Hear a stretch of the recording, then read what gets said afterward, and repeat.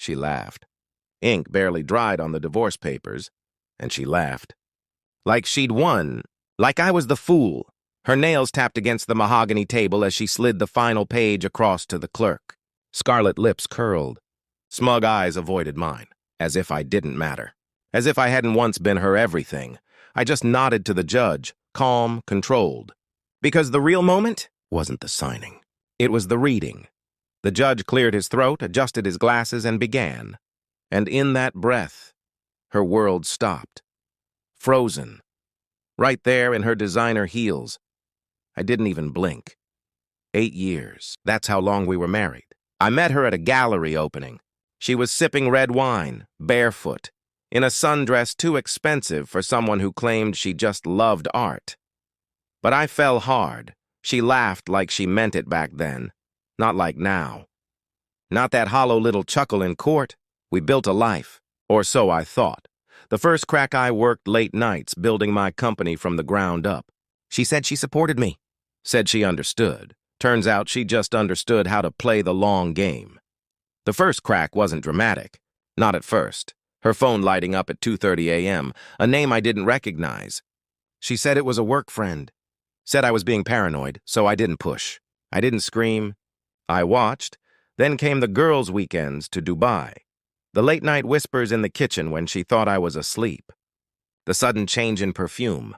The locked phone. The shift in her eyes, like she was already somewhere else. And finally, the charge on our joint card. A 5-star hotel in our city. One she didn't visit with me, I didn't confront her. I just took note, pain turned to purpose. You don't confront a liar with noise. You corner them with silence. Pain turned to purpose, I made moves. Quiet moves. First, I shifted our money. Strategically. I created new holding companies, offloaded stocks, liquidated what needed to be seen, and hid what didn't. I transferred ownership of my intellectual properties, moved my trademarks, put my company under a trust, one she couldn't touch. Then I hired a PI. 3 weeks. That's all it took. Photos, receipts, videos, her and the work friend, a tanned, chiseled gym rat who sold fake crypto seminars online. Real classy. They weren't even subtle. She thought she was untouchable. I let her think that. I let her believe I was broken. The naive husband who'd never dare fight back. Meanwhile, I built my case. I offered her tea when she finally said she wanted a divorce. I agreed. Too quickly. That shook her. She expected begging. Maybe a breakdown. Instead, I offered her tea. We filed amicably. On paper, it looked civil. In truth, the silence between us was a war zone.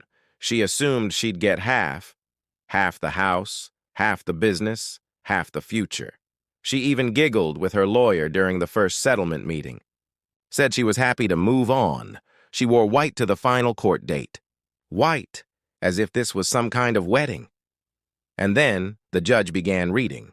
Her smile stayed for the first few seconds.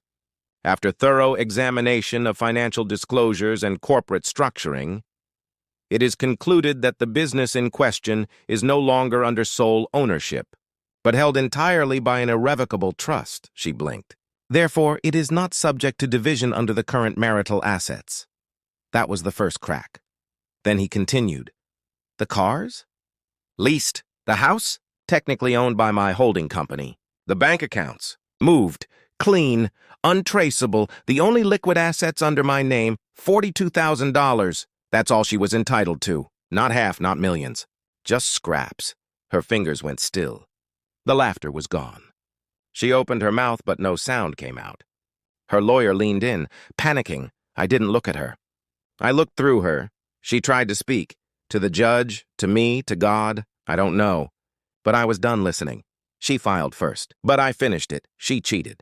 I destroyed the illusion. She wanted freedom. I gave it to her. Freedom without fortune. Freedom without comfort. Freedom without me. The aftermath outside, the courthouse, I stood alone. She stormed past me, face pale, lips tight. No more smugness. No more laughter. She didn't even make eye contact. But I did. I watched every step she took away from me. Every shaky, humiliated breath. And I felt nothing. Nothing but clarity. They say revenge is a dish best served cold. They're wrong. It's best served legal, strategic, and surgical. Served with a signature and a smile. Let her laugh again, this time in a 2-bedroom rental, with credit card debt, and a gym rat who thinks Bitcoin is a personality. I'll keep building, quietly, powerfully, alone. Because peace after betrayal isn't found in noise. It's found in the silence after the storm, and I've never heard silence sound so good.